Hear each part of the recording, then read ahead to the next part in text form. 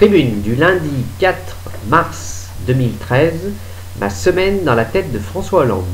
Le mot clé à retenir de la semaine qui s'est écoulée, c'est le renoncement. Donc je vais passer en revue avec vous les petits et grands renoncements de nos hommes politiques.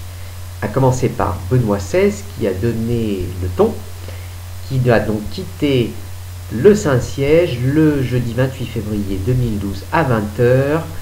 Il est devenu le pape émérite en attendant donc la réunion du futur conclave. Certains nous ont dit il est trop vieux, il est malade, 86 ans quand même. D'autres nous ont dit c'est le lobby gay qui est extrêmement puissant au Vatican. Je pense que c'est un homme qui, lassé par le jeu de la curie, des intrigues, lassé du pouvoir, car ce n'était pas un homme de pouvoir, eh bien, dépassé par les événements, il a décidé de quitter le Vatican. Hollande va-t-il renoncer au cap qu'il s'était fixé en arrivant à l'Élysée en mai 2012?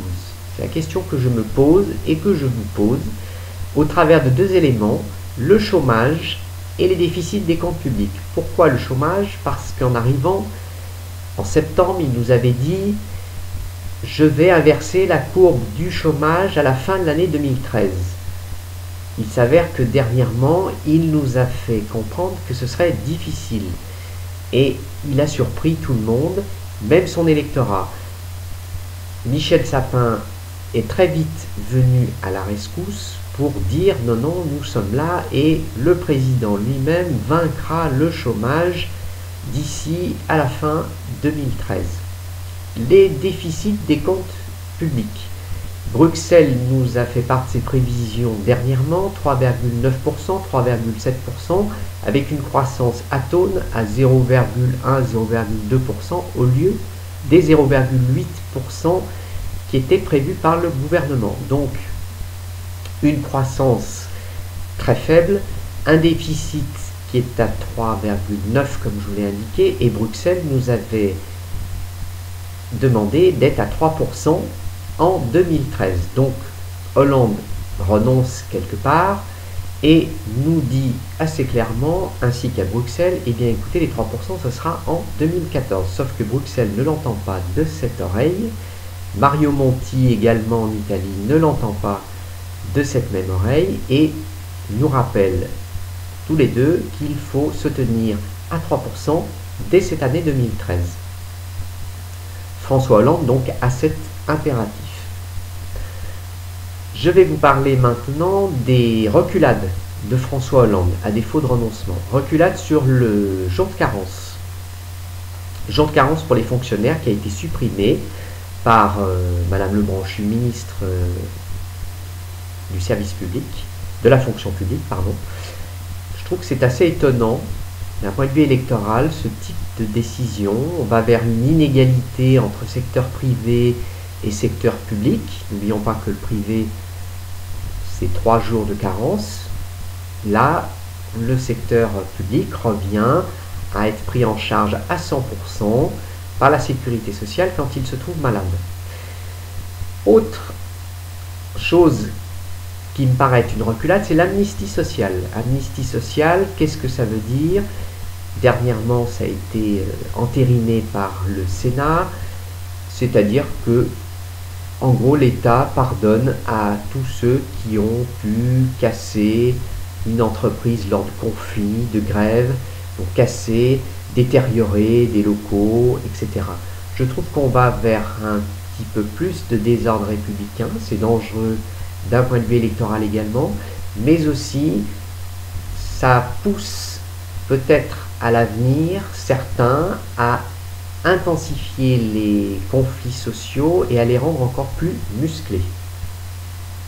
Autre chose que j'aborde dans cette petite tribune, c'est savoir, et ça a fait débat, si Hollande aurait dû renoncer à ce voyage à Moscou en visite auprès de son homologue Vladimir Poutine. Deux thèses s'affrontent, l'une inutile parce que François Hollande est revenu bredouille, ainsi que des chefs d'entreprise qui n'ont signé aucun contrat. Donc bredouille aussi au niveau politique. D'autres qui disent que ça a été utile car il a pu asseoir son désaccord avec son homologue, lequel homologue effectivement a dit le conflit syrien, je pense que pour le résoudre, la meilleure solution c'est autour d'un petit verre de vodka. D'autres renoncements, mais qui sont réclamés à François Hollande. Le premier, qui a déjà eu lieu il y a quelques semaines, et qui est assez significatif aussi d'un petit peu de l'ambiance, j'allais dire, dans la majorité, les rythmes scolaires, réforme primordiale pour Vincent Peillon. Les municipalités doivent s'adapter et cette réforme est prévue en septembre 2013. Gérard Collomb a dit non. Il a dit je ne pourrai pas, j'ai pas l'argent, donc moi je pense et je le prévois pour septembre 2014. Autre renoncement qui est demandé, celui de Marine Le Pen. Ces derniers jours, en 2014, le Front National demande au président de la République d'organiser un référendum pour que les Français puissent dire si oui ou non ils veulent rester ou non dans le système européen. Enfin, Hollande qui renonce à une opposition alors qu'il ne renonce à rien. Fillon, Copé, Sarkozy, trois hommes qui sont dans le même bateau et pas n'importe lequel, bateau qui se dirige vers 2017. Fillon à la mutualité nous rappelle qu'il y a une primaire, donc lui c'est 2016. Cette primaire, il veut pouvoir s'affranchir de son ancien mentor. Il se dit au même niveau que ce dernier, donc les choses sont claires. Fillon veut vraiment asseoir son autorité et surtout sa légitimité. Copé, lui, de son côté, s'accroche à son poste de président de l'UMP, qu'il va sans doute garder puisque les élections de septembre 2013, c'est quelque chose qui a l'air d'être un petit peu dépassé et plus personne n'en parle. Par contre, Copé a renoncé à sa surmédiatisation, à laquelle il nous avait habitués depuis 3 mois, et notamment au moment de cette guerre fratricide avec Fillon. Donc plus de surmédiatisation et donc un Copé plutôt silencieux. Et enfin un Sarkozy qui, je pense, au fond de lui-même a renoncé, a tourné la page, mais fait semblant de ne pas y avoir renoncé, tout simplement un petit peu pour venir titiller les futures candidatures qui commencent à se présenter, et je pense notamment à celle de Fillon, qui doivent un petit peu l'agacer que cela se passe aussitôt.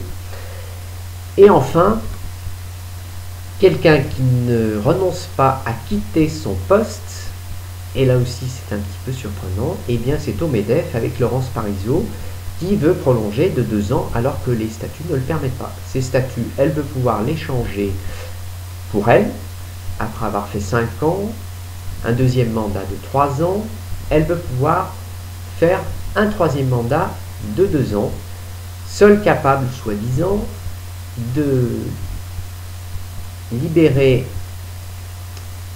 les Français de cette crise, et notamment les entreprises, seule capable de suivre cette crise, comme si tous les autres membres du MEDEF étaient quelque part incapables. Donc elle veut rester, elle s'accroche à son poste. Voilà, c'était la tribune du 4 mars 2013. Bonne semaine et n'oubliez pas, à la semaine prochaine.